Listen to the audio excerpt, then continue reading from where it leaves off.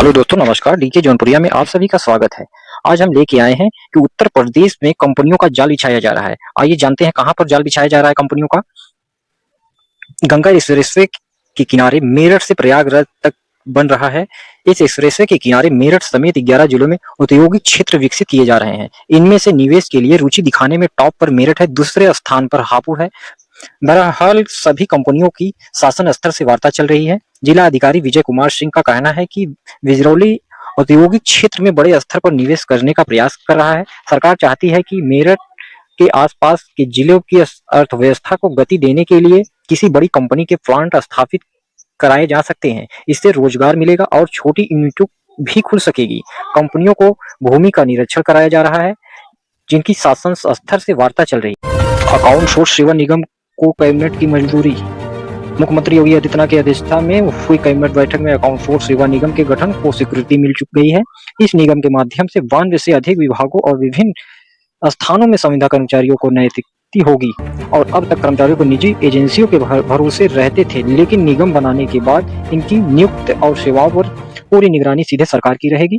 न्यूनतम वेतन 16,000 से 25,000 तक। निगम गठन के बाद सबसे बड़ा बदलाव वेतन को लेकर होगा। अब कर्मचारियों को न्यूनतम मानदेय श्रेणी के अनुसार 16,000 से 25,000 तक किया गया है। विशेष पदों से जैसे डॉक्टर यदि के लिए यह राशि और अधिक हो सकती है। सरकार ने यह भी तय किया है कि हर कर्मचारियों को हर महीने की 5 तारीख तक वेतन सीधे खाते में भेजा जाएगा। समय पर वेतन और पारदर्शिता करते हुए अभी तक अकाउंट सोर्स कर्मचारियों को वेतन में देरी और कटौतियों की समस्या झेलते आ रहे थे। एजेंसियों समय पर सैलरी नहीं देती थी और मनमानी करती थी। कर्मचारियों को आंतरिक सुविधाएं। निगम गठन के बाद अकाउंट सोर्स कर्मचारियों को न केवल नियमित वेतन मिलेगा, बल्कि कई अन्य सुविधाएं भी दी जाएगी, जिनमें आकस्मिक अवकाश, चिकित्सालय अवकाश, आरक्षण और लाभ का दुर्घटना में मृत्यु होने पर 30 लाख रुपए की आर्थिक सहायता शामिल है। कर्मचारियों के लिए पेंशन योजना और मुफ्त इलाज की सुविधा भी लागू की जाएगी। लखनऊ उत्तर प्रदेश में योगी कैबिनेट में मंगलवार को अहम बैठक की। इसमें कई अहम फैसले लिए गए। कैबिनेट ने प्रत्योग संपत्ति बंटवारे को लिखा पढ़ी यानी स्टाम्प शुल्क और रजिस्ट्री में 5-5 हजार रुपए के प्रस्ताव को मंजूरी दी है। यानी 10,000 रुपए में प्रत्योग संपत्ति बंटवारों की पूरी तरह से लिखा पढ़ी हो जाएगी। सरकार ने इसके लिए कुछ शर्तें भी लगाई हैं। छूट का फायदा सिर्फ इन शर्तों पर मिलेगा। यह छूट परिवार के सदस्यों के अंतर्गत अधिकतम 3 पीढ़ी के वंशजों के माध्यम से प्रत्योग अचल संपत्ति के लिए विभाजन से संबंधित पर ही उपलब्ध होगी। यह छूट केवल उन विभाजन विलेखों पर भी उपलब्ध होगी जहां पारिवारिक सदस्यों के बीच प्रत्योग अचल संपत्ति का बंटवारा वर्तमान उत्तराधिकार कानूनों के अनुसार उत्तराधिकारियों को प्राप्त होने वाला है। छूट प्राप्त करने हेतु पक्षकारों को 3 पीढ़ियों का उल्लेख करते हुए कुटुंब रजिस्टर प्रस्तुत करना होगा। इसमें प्रत्येक जीवित व्यक्ति को विधि के अनुसार प्राप्त होने वाले हिस्से के मूल्यांकन को अंकित किया जाएगा। यह छूट मात्र वास्तविक। वाराणसी यात्रियों के लिए एक बड़ी खुशखबरी आ गई है। वाराणसी को एक और नई वंदे भारत एक्सप्रेस ट्रेन मिल गई है। इसके साथ ही वाराणसी से शुरू होने वाली और गुजरने वाली वंदे भारत ट्रेनों की संख्या बढ़कर 7 हो गई है। वर्तमान में पूरे देश में कुल 150 वंदे भारत ट्रेन सेवाएं संचालित की जा रही हैं। नई ट्रेन से न केवल यात्रियों की सुविधा बढ़ेगी, बल्कि धार्मिक व्यापारिक कम्युनिटी को मजबूती मिलेगी। नई वंदे भारत ट्रेन को मेरठ सिटी लखनऊ वंदे भारत एक्सप्रेस का विस्तार किया गया है। अब यह train Meerut city Varanasi Meerut city के बीच चलेगी। इसका संचालन 27 अगस्त 2025 को शुरू हो गया है।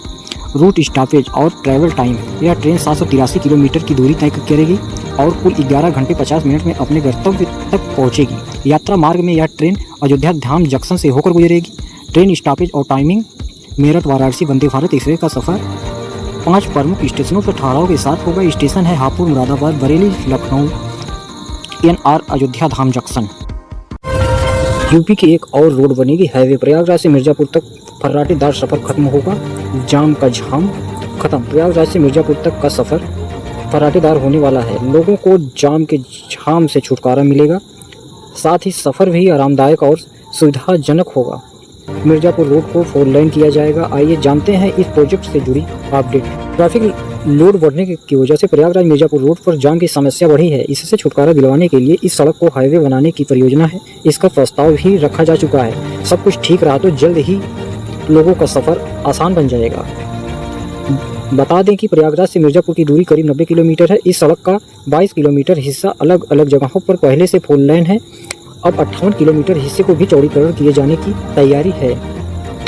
मीडिया रिपोर्ट के अनुसार मानो तो प्रयागराज मिर्जापुर सड़क के चौड़ीकरण को लेकर प्रस्ताव राष्ट्रीय मार्ग खंड से सड़क परिवहन एवं राजमार्ग मंत्रालय को भेजा जा चुका है। इस रूट की चौड़ीकरण की करीब 4,000 करोड़ रुपए की अनुमानित लागत आएगी। मंत्रालय से इसे हरी झंडी मिलने का इंतजार है। जानकारी के मुताबिक नेशनल हाईवे इस रूट पर प्रयागराज में ही एक ब्रिज निर्माण भी कराया जाएगा। यह नैनी स्टॉल जेल के पास से इंडिया रोड तक बनेगा। इसकी कुल लंबाई 5 किलोमीटर होगी। साथ ही 5 फ्लाईओवर भी बनेंगे। यूपी के पूर्व मंत्री स्वामी प्रसाद मौर्य एक बार फिर मुश्किलों में फंस गए हैं। 2.5 साल पहले श्री रामचरितमानस के प्रति आपत्तिजनक टिप्पणी करने के आरोप में उनके खिलाफ अदालत के आदेश पर वाराणसी कैंट थाने में मुकदमा दर्ज किया गया है। दरअसल मौर्य ने कहा था कि लोग तुलसीदास ने रामचरितमानस को अपनी खुशी के लिए लिखा था।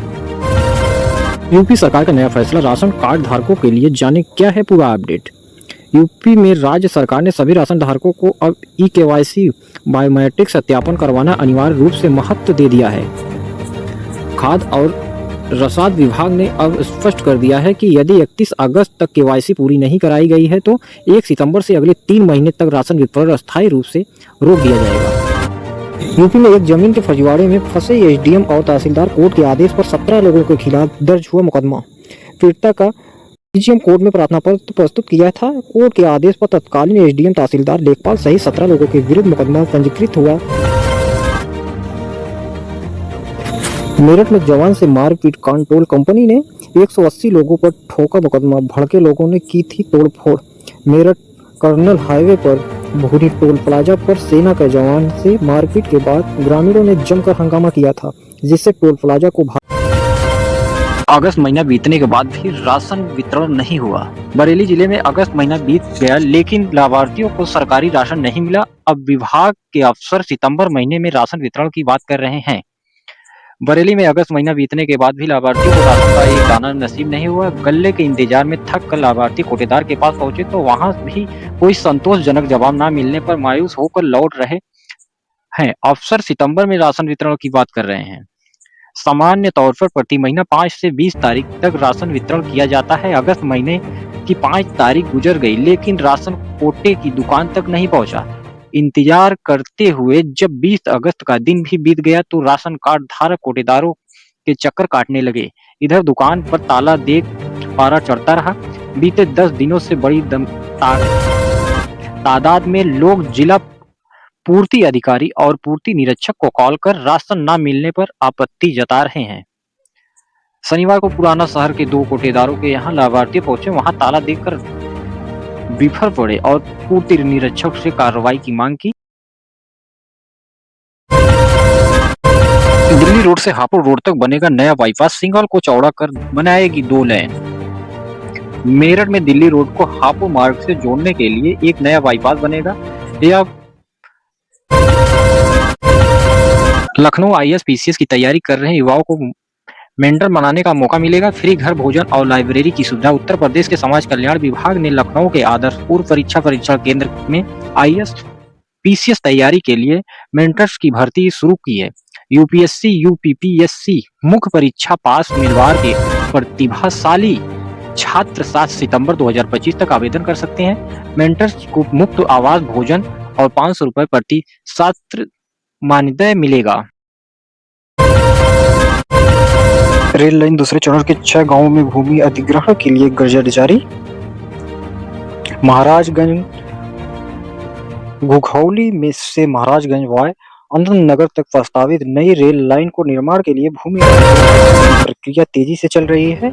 रेलवे और भूमि स्थापित विभाग की ओर से दूसरे चरण में 6 गांवों में भूमि अधिग्रहण के लिए पहचान गजट जारी कर दी। वहीं लेके आए हैं एक बड़ी खुशखबरी। आज से लगातार 4 दिन स्कूल, कॉलेज, बैंक रहेंगे बंद। आदेश जारी। 4 सितंबर से लेकर 7 सितंबर तक लगातार 4 दिन की छुट्टियां का ऐलान किया जा चुका है। इन 4 दिनों की मिलेगी छुट्टियां। 4 सितंबर चाहिए छुट्टी शुरू हो जाएगी तथा 5 सितंबर को ईद मिल्द की वजह से बैंक बंद रहेंगे तथा 7 सितंबर को रविवार होने के कारण पूरे देश में ही छुट्टी रहेगी और 6 सितंबर को अनंत चतुर्दशी के अवसर पर कुछ जगह पर छुट्टी रखी जाएगी। इस तरह कुल मिलाकर 4 से 7 सितंबर तक बच्चों को शिक्षकों को राहत मिलेगी और लगातार 4 दिन की छुट्टी रखी जाएगी। खुशखबरी, यूपी के एक और शहर में दौड़ेगी मेट्रो, मिनटों में पहुंचेंगे एक छोर से दूसरे छोर तक, जाम की झंझट खत्म होगा। नोएडा, गाजियाबाद और लखनऊ के बाद यूपी के एक और शहर में मेट्रो दौड़ेगी। संगम नगरी प्रयागराज में लाइट मेट्रो को साकार करने की कयावत तेज हो गई है। प्रयागराज में लाइट मेट्रो के बाद स्टेशन और ट्रैक बिछाने के लिए जमीन अधिग्रहण का काम जल्द शुरू कर दिया जाएगा। दरअसल प्रयागराज शहर गंगा और यमुना नदी के किनारे बसा है। गंगा एक छोर पर झूसी और फाफामऊ वाला इलाका आता है, वहीं यमुना के किनारे नैनी का एरिया आता है। इन इलाकों को आपस में जोड़ने की तैयारी जारी।